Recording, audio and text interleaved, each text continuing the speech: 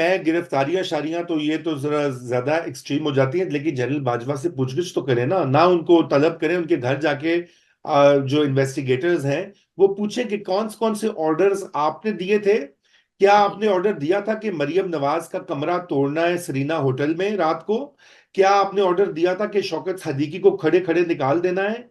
वो जो जज अशरफ मर गया बेचारा, क्या वो उसके ऊपर जो दबाव डालना था नवाज शरीफ के खिलाफ फैसला लेने में, क्या आपने ऑर्डर दिया था जनरल बाजवा साहब?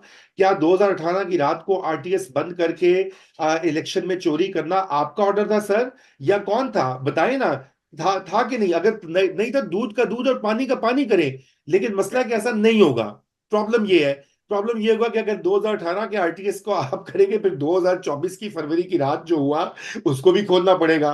और उसमें तो आपको पता है कि वो ऐसे लोग हैं, अभी उनके हाथ में डंडा है। तो अच्छा। प्रॉब्लम ये नादिया कि इधर इधर ये सारी चीजें जो हो रही हैं, ये एक वक्ती तौर के ऊपर अपनी जो पावर को कंसोलिडेट करने के लिए किया जा रहा है। जनरल आसिम मुनीर और उनके रुफका कार जो हैं, इस वक्त वो इदारे के अंदर अपनी पोजीशन, अपना किला, बकौल ज़ियाउल्लाह के एक जुमला इस्तेमाल कर रहे थे कि किला मजबूत कर रहे हैं। ठोक के ना उसको, वो देहातों में होता है, वो मजबूत कर रहे हैं। और उसकी खूंटी के गिर्द जो है फैज को भी वो लगाएंगे, इमरान को भी लगाएंगे।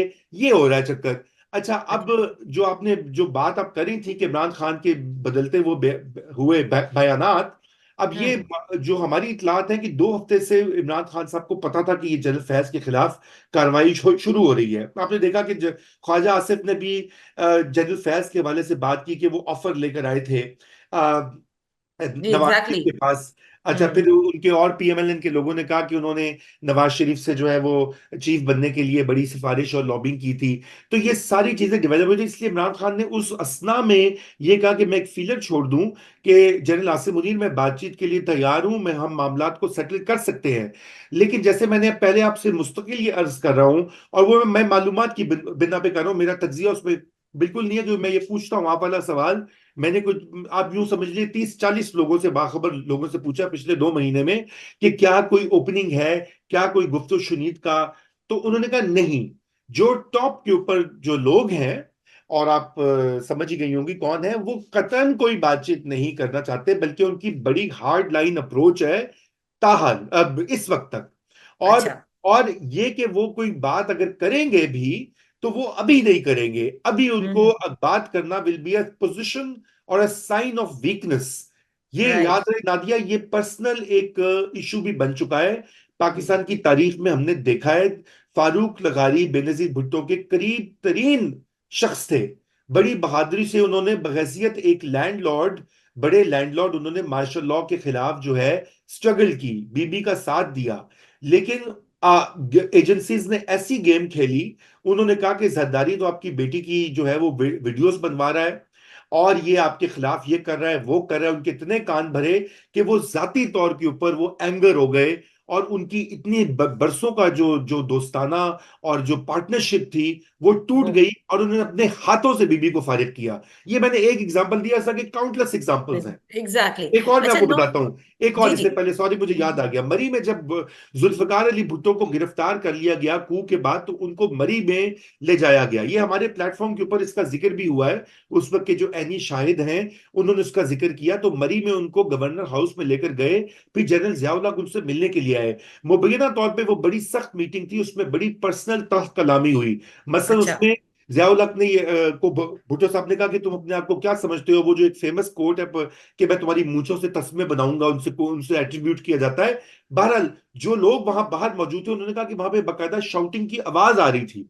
तो अब बहुत से लोग ये कहते हैं, मैं जब छोटा भी था तो लोग ये कहते थे कि शायद भुट्टो साहब की कोई जो है वो जान बख्शी हो जाती अगर वो मामलात को इस हद तक ना लेके जाते।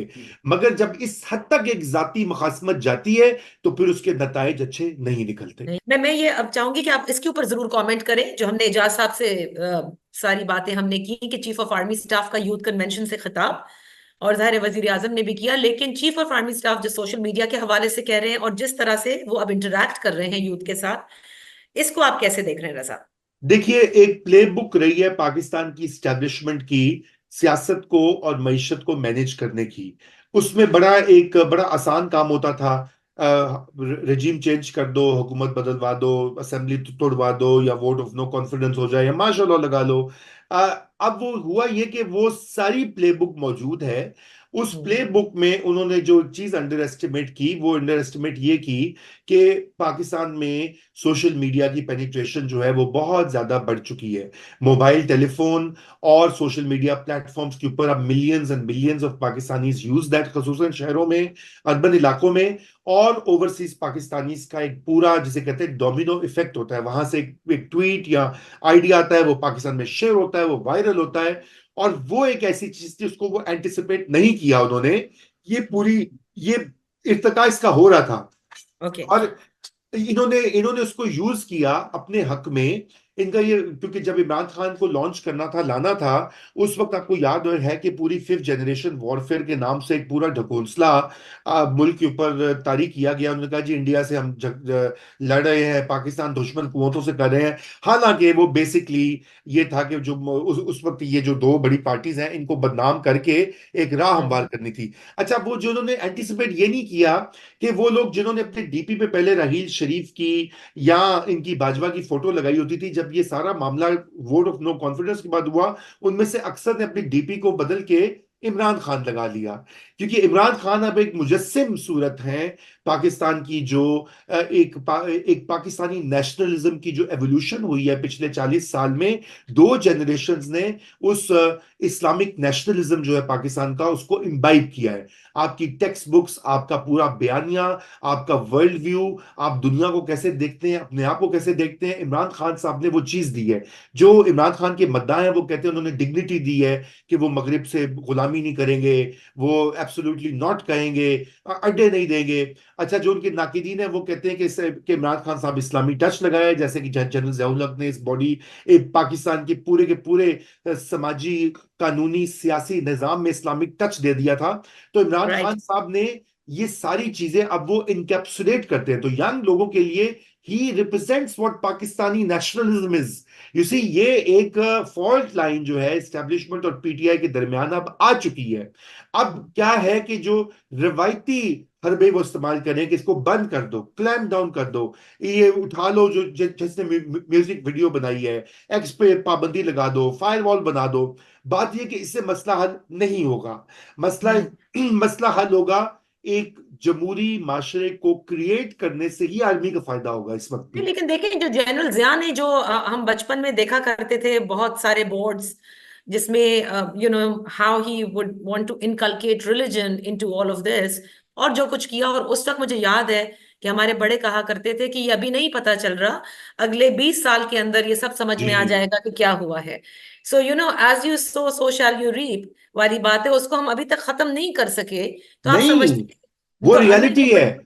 So, but do you दाद think that by actually conversing with the youth और सोशल मीडिया के कितना बुरा है और क्या नहीं है, या उसको कंट्रोल करके आप समझते हैं you'll be able to control the youth of Pakistan?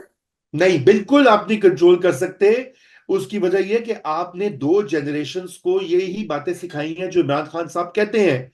आप हम्म। उनको ये कहते हैं कि मगरिब बहुत बुरा है, मुसलमानों का दुश्मन है, यहूद और हनूद की साजिश है, एंटी वेस्ट है, उनके सामने खड़े हो जाएं। लेकिन साथ साथ उनका वीजा भी लें, ग्रीन कार्ड भी लें, बाहर नौकरी भी करनी है। ये स्किज़ोफ्रेनिक एक बिहेवियर ये स्टेट की तरफ से आया है।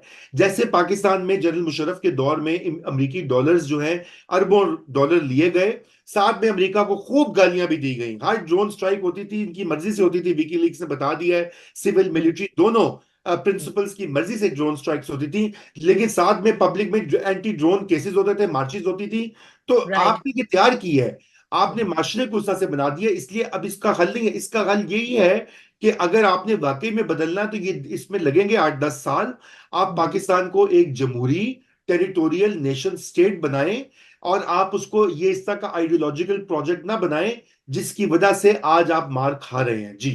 अच्छा, रजा, फिर लास्टली मुझे ये बताया ना कि सब बार बार बहुत से फेमस एंकर्स पूछते हैं नवाज शरीफ क्यों चुप हैं, और उस दिन जब उन्होंने बिजली की अनाउंसमेंट की, and I we couldn't speak after that, तो मुझे लगा कि वो बिल्कुल जनरल रिटायर्ड फैज हमीद को तहवील में लिए जाने और कोर्ट मार्शल प्रोसीडिंग्स की अनाउंसमेंट के बाद फर्स्ट टाइम जब वो आए मंजर आम पर, तो मुझे लगा नवाज शरीफ साहब जरूर कुछ कहेंगे, बट ही डिड नॉट से अ वर्ड अबाउट दैट। उसने बिजली की बात की उन्होंने, ये इससे मैं क्या समझूं और लेकिन उन्होंने ऑफ कोर्स माजी का जिक्र जरूर किया कि मुझे क्यों देखिए निकाला। नादिया, उसमें टेक्निकली स्पीकिंग अब ये इदारे का मसला है, ठीक है ना। अगर नवाज शरीफ कुछ कहते हैं कि आर्मी को यूं करना चाहिए या नहीं हम्म। करना चाहिए, तो वो एक तरह से आर्मी की जो अपनी प्रोसीडिंग्स हैं उसमें इंटरफेयर कर रहे हैं। फिर अगर वो उनकी बात के खिलाफ कोई चीज होती है तो लोग कहेंगे जी देखो जी, नवाज शरीफ के साथ एक और धोखा हो गया। अगर उनके हक में जाती तो वो कहेंगे जी आसिम मुनीर तो है ही नवाज शरीफ का बंदा, ठीक है ना। सो इसलिए ये बड़ी ट्रिकी सिचुएशन है। मेरा ख्याल है उन्होंने जो प्रेस कॉन्फ्रेंस की वो बुनियादी तौर पे एक सियासी वजह से की। सियासी वजह यह कि पाकिस्तान मुस्लिम लीग नून का वोट बैंक हवा में उड़ गया है। जैसे भाप होती है ना, पानी आप रखें एक पतीली, तो उसमें से आहिस्ता आहिस्ता आहिस्ता भाप की तरह वो उड़ गया है। और वो उनको खुद नहीं समझ आ रही कि वो गए कहाँ उनके बंदे। क्या उन्होंने मोबिलाइज नहीं किया, क्या उन्होंने नालां कर दिया, खौफ उनको परेशान कर दिया। और मियां साहब जो हैं, आप ये ना भूलिए कि वो पाकिस्तान के सबसे सीनियर मेन स्ट्रीम पार्टीज में सबसे सीनियर सियासतदान हैं। उन्होंने सारे जवार भाटा देखे हैं, इस्टेब्लिशमेंट को भी समझते हैं, अवाम को भी समझते हैं, पंजाब को भी समझते हैं। तो मेरे ख्याल से उनको भी ये आइडिया बड़ा क्लियर है कि जो पिछली पीडीएम की गवर्नमेंट की पॉलिसीज थी माशी, और जो मौजूदा उनकी उनके भाई की हुकूमत है, उससे तो मुस्लिम लीग नून का जो रहा सहा वोट बैंक है वो भी इवेपोरेट करेगा। इसलिए उसके ऊपर उन्होंने एक बंद बांधा है कि बिजली ओके। की रिलीफ देकर अपनी बेटी को साथ बिठाकर उन्होंने ये कहा कि फेडरल गवर्नमेंट जो भी करे, देखो मैं और मेरी बेटी पंजाब में आपको रिलीफ दे रहे हैं, हम आपके खैर ख्वाह हैं। तो ये उनकी जो फॉर्च्यून्स है पंजाब में उसको संभालने के लिए एक कोशिश और एक काविश है। मगर मैं आपको ये बताऊं कि ये मुमकिन नहीं होगा, क्योंकि अभी तो आईएमएफ का प्रोग्राम आना है, अभी तो ट्रेलर चल रहे हैं। सही। असल जो 3D वो सिनेमा स्कोप फिल्म है ना, वो तो अभी चलनी है जब आईएमएफ की एक एक कंडीशन से मजीद डिवैल्यूएशन होनी है, डॉलर की कीमत जो है वो और ऊपर जानी है। तो ये तो चले, हम इसके ऊपर बात करेंगे। तो वो एक राइट। सियासी उसका ऑब्जेक्टिव था।